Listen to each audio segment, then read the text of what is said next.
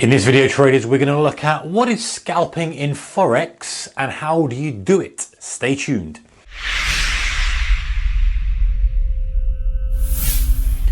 Hey traders, a very warm welcome to you. So, what is scalping? How do you do it? Especially if we're trading Forex. Now, you may be familiar with scalping and you've seen people who are trading directly on the exchange. They're kind of bidding and offering and scalping, the difference between the two. Very, very popular back in time 99, 2000, not so much 2000, but that sort of era when it was trading on the US exchanges in 16ths and quarters and eighths.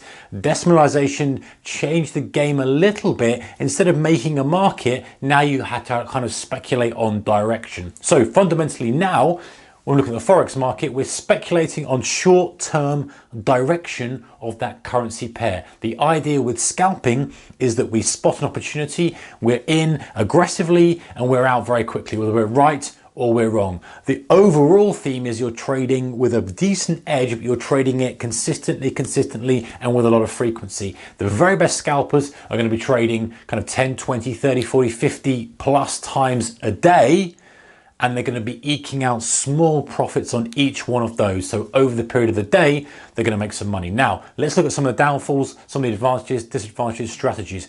Obviously, the first thing that probably comes to your mind now is, hey, the big disadvantage of that is the spread. If you're trading with Forex, the spread is obviously your cost to trade, and that is going to add up. Now, we are in a lucky position when you're watching this video because most of the time brokers, traditional brokers, CFD brokers, spread bet brokers, spot FX brokers have a tight spread. So you can get away with it more. When volatility increases and the spread is tight, the spread becomes negligible. When volatility contracts, the spread is still the same, it becomes a much more significant cost. Anyway, let's get down into it and have a look at some ideas and ways we could scalp the currency markets. Now, one caveat to say, guys, before we get into some techniques and ideas is that this is a very, very challenging way to trade. It's very, very hard on your mind. It's very, very hard on your physical eyesight and sitting there and focused. You've got to be very, very focused for a long period of time. You kind of got to be very, very patient, very, very disciplined as well. There's time periods where nothing's going on. There's time periods where volatility changes dramatically.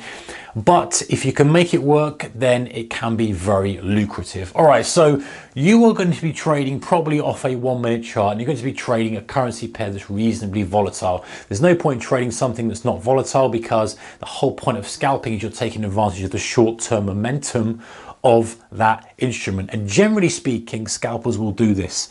They will align themselves with one bias. So the market is in a certain position relative to the week, to the day, whatever it may be. They align themselves with a long bias. So rather than kind of short, long, short, long, short, long, short, long, which you can do, this is just some idea. I know scalpers that do this and do it very well, is they will say, okay, I'm going to align myself long now for the next hour or until we get above a certain price, and they will look for longs. They will scalp around that theme. So in other words, as they see kind of price, retrace a little bit on their 1 minute candlestick chart, whatever candlestick chart, they might pick up some on a little bit of a flush for a pop back up, and because they're aligned themselves only with that theme, they're not looking for the short, they're looking for that long. Then they see a little bit of a burst of long, a bit of a pullback, maybe they buy that for a little more of a kick. So they're just taking chunks out the market on one side only. Not to say you can't do both, but if you're just starting out on that kind of thing, better to just give yourself just one trade type to make, whether that's going to be short or whether that's going to be long.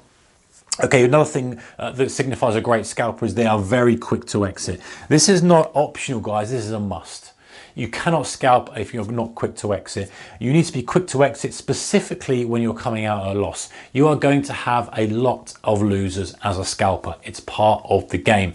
But the one way that you can completely ruin the opportunity of scalping is by holding on to one or two losers, because you're so leveraged up. You've got such a fine edge that if you hold on to one loser just a little bit too long and it just goes against you and you're not disciplined enough, it's like a 10 trade loss, and all of a sudden it becomes a losing proposition. So you've got to be very, very strict. Most of the time, if you're trading aggressively and scalping, you won't generally have time to put a stop in. So you've got to be disciplined enough. If it goes against you, bang, cut it, get out, refresh, look what's going on. Same with exiting on a profit. Very often scalpers are trading around a theme of, little springs rotating back and forth. So if you're aligning yourself with the long side, maybe there's a little flurry to the downside that just creates a little opportunity. Scalpers will buy on that, wait for it to kind of retrace back to where it was. Maybe it'll extend a little bit further and get out of it quickly. And these opportunities only exist for, a few seconds at a time. That's the whole point of scalping. You're getting these minute movements in price, but you've got to be very, very quick. If you're not quick to exit, whether you're a loser or a winner, you're going to miss the opportunity. You get 10 ticks in there, it comes back straight away. If you're slow, maybe you get 5 ticks less than you should have done. You extrapolate that over the amount of time that you're trading, you've halved your kind of P&L and potentially even been a loser. So it's being very quick to exit depending on your criteria. And also another thing the scalpers will do is they'll scale in and out of trades. So rather than having one kind of theme of saying, okay, or one kind of trade where say all in, all out, what some scalpers will do is they'll take a position. As it gets a pulse in their direction, they'll take some off the table.